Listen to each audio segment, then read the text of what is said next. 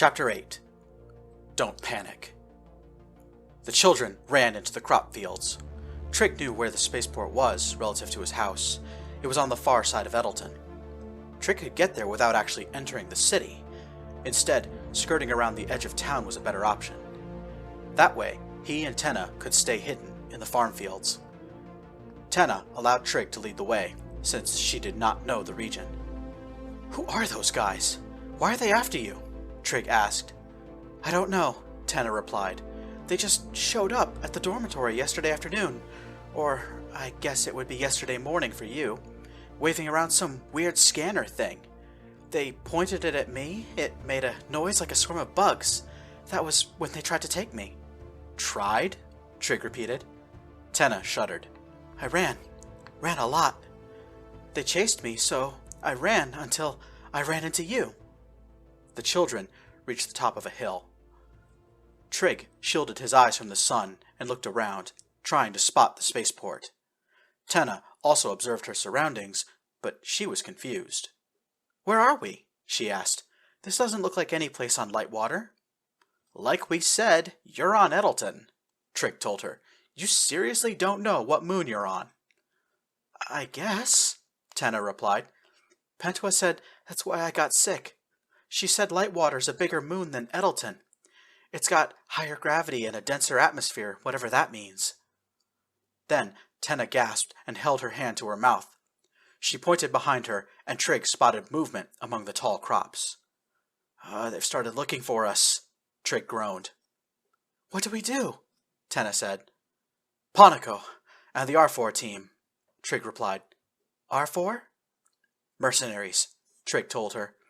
"They've been protecting our world for the past year, but now they're getting ready to leave. There!" Trig pointed. He had finally spotted the Eadleton spaceport. "That's where we've got to go." A shouting noise caused the children to look around. Down the hill, solar vines parted as men advanced through the fields. Pentua's shrill voice followed the men up the hill, cursing them with every profanity in the Valdom language. The kidnappers were moving faster than Pentua, but they were also moving in the wrong direction. Trig wondered if he and Tenna had escaped detection. Tenna looked back to the distant spaceport. "It's so far away," Tenna breathed, despair filling her voice. "Maybe it's far to a Lightwater person," Trig said. "But you said it yourself. Gravity is weaker here. Keep hold of my hand, breathe deep, and don't panic. Got it?" Tenna nodded. On the count of 3, the children took off. They would have to travel some 8 kilometers, most of it over open ground and farmland, but Trig knew Eadleton, and that knowledge came in handy. Reaching the bottom of the hill, Trig and Tenna waited for a water tanker to pass before crossing the road. The truck kicked up a dense wall of dust and dirt as it went by. Their movements obscured, the 2 children vanished along the bottom of an irrigation ditch. They re-emerged on the northern side of Eadleton Secondary School grounds. For Trig, maneuvering through the fields like this was easy. It came naturally to him. Tenna was struggling. Unaccustomed to the local gravity, she stumbled and tripped over her own feet as she tried to run. Trig was not truly running across the surface in the way Tenna thought of. He was actually bounding over the landscape, moving in great leaps that kept both feet off the ground for several seconds. Realizing she needed to bound and not run, Tenna tried to keep pace with Trig and found her body uncooperative. "I can't keep up!" Tenna cried. "Keep a hold of me. We're halfway there." Tenna looked back and gasped. The children had covered a lot of ground in a short space of time. The Shepminter smallholding was very far behind them. Pentua herself was nowhere to be seen. Trig pulled Tenna's arm and led her back into the farm fields. Even though tall solar vine plants surrounded them, Trig knew roughly where to go.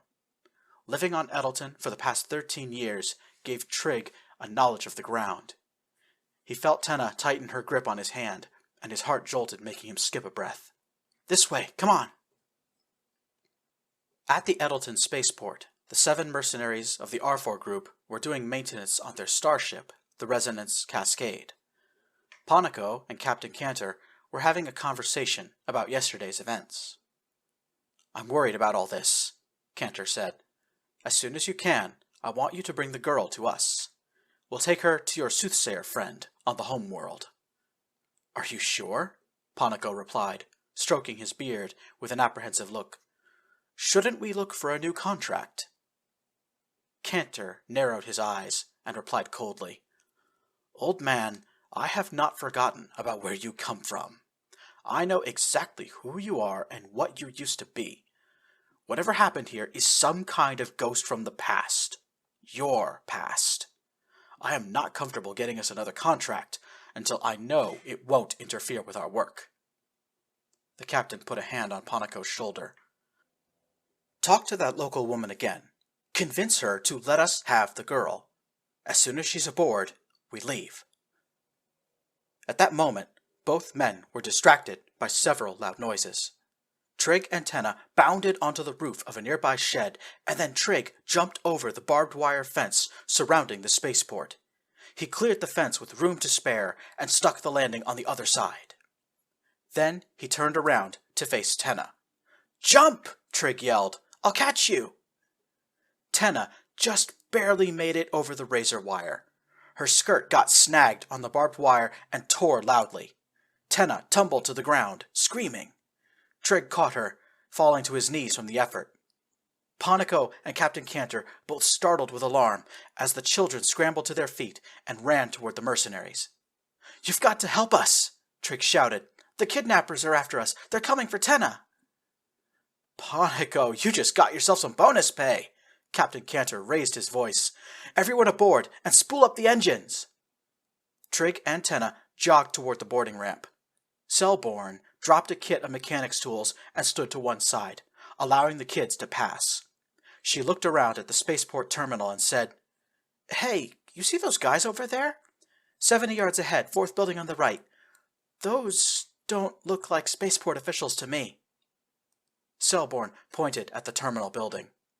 Half a dozen men, plus one blue-skinned Olenbar, emerged from the building with rifles in their hands. They wore drab fatigues and were kitted out for battle. I see her, one of the men shouted. She's changed clothes. Leather jacket, white skirt. She's heading for the mercenary vessel. Stop that ship, his companion yelled. Blast 'em! Panico, Selborne, and Tactical Officer Roulan drew laser pistols and opened fire on the interlopers. The sudden eruption of gunfire caused Trig and Tenna to scream in panic. Glossum grabbed both kids and carried them up the ramp. Broadley, get us out of here! Glossum roared. Trig and Tenna fell on top of each other as Glossum tossed them into a storage room. The floor vibrated, and a deep humming noise permeated the air around the children. What's happening? Tenna cried out. Dull thudding sounds told Trig that the kidnappers were firing their rifles at the starship. A voice came over the intercom, and Trig strained his ears, unable to tell which mercenary was speaking. Everyone hold on to your guts. This is going to be a rough launch. Hey, have either of you kids ever flown in space before? No, Trig and Tenna yelled together. Then take some slow, deep breaths, the voice replied. This is going to be a hell of a ride for you. Hey, Roulan, punch it! The resonance cascade lunged upward, causing Trig and Tenna to be pressed into the floor. Unable to move, all the children could do was groan in pain as powerful forces pushed them up and away from the Eadleton moon.